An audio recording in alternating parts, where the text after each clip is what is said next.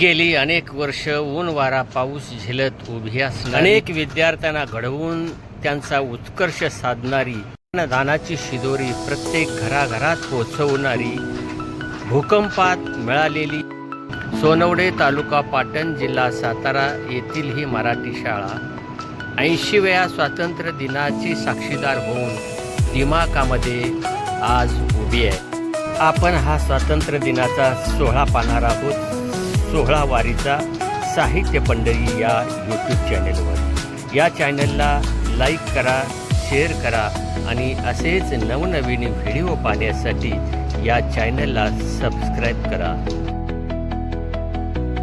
भारताच्या 80व्या स्वातंत्र्य दिनाचे साक्षीदार असलेले नव्या पिढीचे हे नवे साक्षीदार।